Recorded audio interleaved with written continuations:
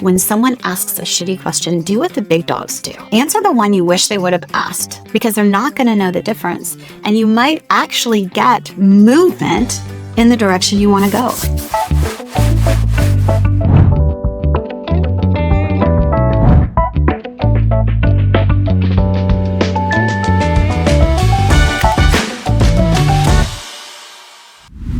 Welcome back to Leadership Highway. This is Coach McCurdy. Leadership Highway is your fast track podcast to help you 10x your impact, break down barriers, and most importantly, get out of your own damn way. So today we are going to talk about terrible questions and better ways to answer them.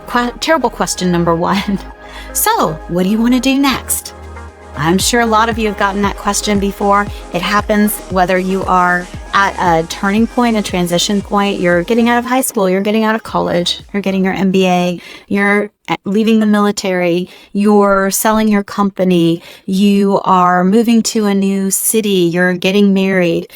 It's just a terrible question. What do you want to do next? When someone asks you a shitty question, I want you to think about answering the question that you wished they would have answered. Once again, on Leadership Highway, it's so important that you join the community. I want you to like, follow, share, subscribe, leave your comments. Let me know the kind of shitty questions that you'll ask that you just say, really, can you not come up with anything better? So let's talk about the shitty question. So what do you want to do next? And I want to lead off with a true story. We can kick back, relax, pour yourself a glass of wine. I've got my coffee here, and I want you to hear a story. It's a true story. I was there, so I can tell you, as long as you trust me, it's real. So there is a CEO of a global company, Fortune 500 company, big company. And he loved giving back to people who graduated from his alma mater.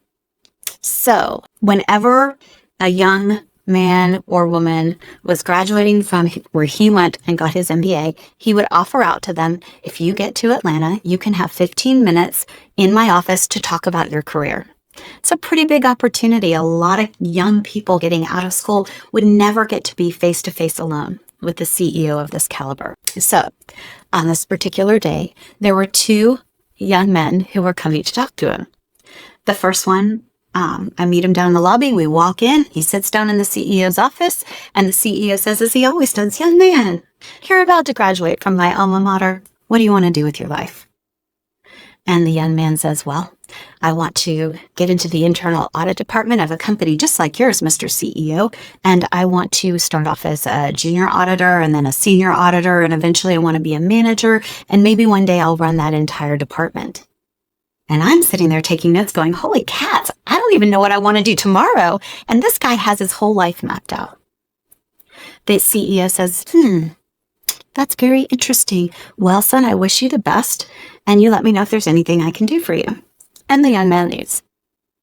Later that afternoon, the second young man comes in and he sits down in the CEO's office. And the CEO says, as he always does, young man, you're about to graduate from my alma mater. What do you want to do with your life? And the young man says, well, I don't know. And my head flipped, like whiplash. What do you mean? You have 15 minutes with a man who is traveling the world for his job, and you start off with, I don't know? I don't know?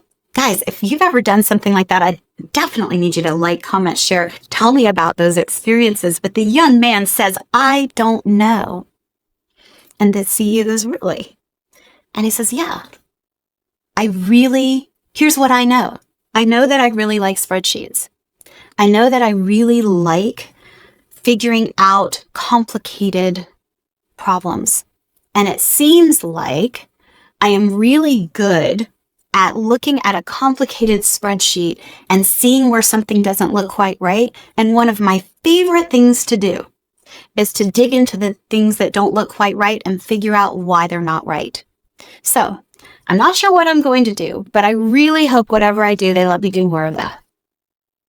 And the CEO goes, because unknown to this young man, unknown to most of the organization, and unknown to most of the world, In the basement of headquarters, there were people from a very big consultancy crunching numbers day and night, trying to figure out if this company could have an acquisition and a divestiture happen at the same time. And they were screaming for help. And so the CEO picks up the phone and he calls down and he goes, Joe, his name's not really Joe, I'm not going to tell you his real name. Joe, you've been telling me you need help. And I've got a young man up here who says he is really good at figuring out why complicated spreadsheets don't look right. I'm having Erica send him down.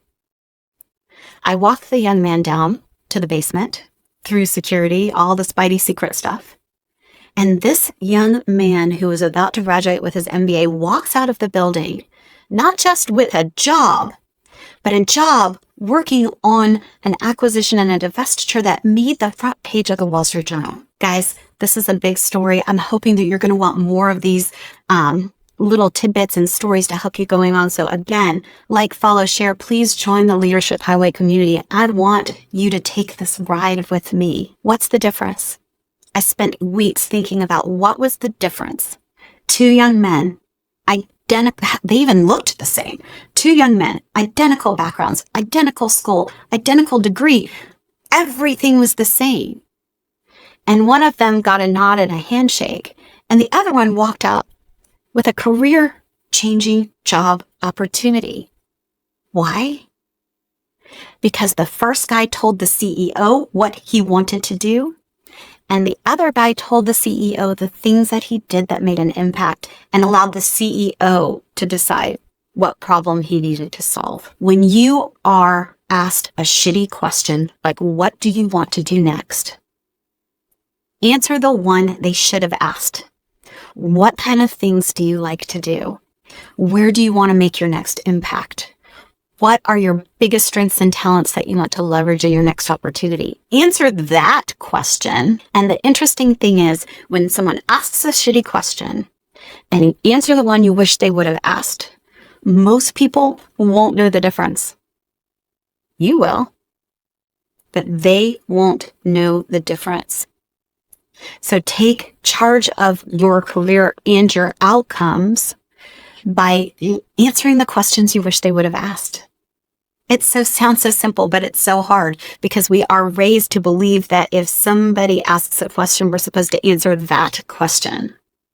But if you think about some of the most skilled public speakers, if you think about your athletes and your politicians and your famous business people, every time they're asked a question, what do? They give you information that's what they want you to know. You can ask them, what did you eat for dinner? And they'll say, well, we're looking forward to great quarterly Ds. When someone asks a shitty question, do what the big dogs do. Answer the one you wish they would have asked, because they're not going to know the difference. And you might actually get movement in the direction you want to go. So let's think about our careers a little bit differently than the resume builders and some of the structured books tell you you're supposed to. Let's break those barriers. If COVID taught us nothing, it taught us that we don't have to fit a box. We don't have to fit a mold. We don't have to have a career path that looks like our parents and our grandparents. Right?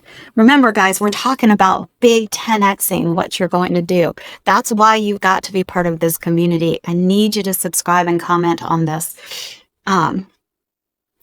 If you want your career to have a direction that you've controlled, that takes you places that you can't really even crystallize in your head right now, then what you need to be thinking about is, what do you do better than anyone? Or maybe, what do you love to do that when you're doing it, time flies? What are the things that when you do them, you walk away feeling like you're better and the world is better and your team is better? And whatever those things are, I want you to write them down. And when someone says, what do you want to do next? I want you to say, glad you asked. And then read your list. Glad you asked. I really want to help other people take their next step. Glad you asked. I really want to do more hardcore problem solving with complicated spreadsheets. Glad you asked. I really want to help lead more teams to achieve bigger goals. Glad you asked. Glad you asked. And then answer with the information you want them to carry on to someone else so that you get an opportunity that you didn't even know existed. Because I have to tell you, the best opportunities are the ones you didn't know existed until somebody connects you to it. I hope you enjoyed this episode of Leadership Highway. Let me know your thoughts. Please remember, like, comment, share, subscribe, be part of the community. I want to know the kind of things you're struggling with, and we can talk about them here. I promise you, if you put those out there, I will talk about them here. So in the meantime, I need you to buckle up. It is a shit show out there, and it's going to be up to you to get to the next point safely. I'm Coach McCurdy. Thanks for listening. I'll talk to you next time.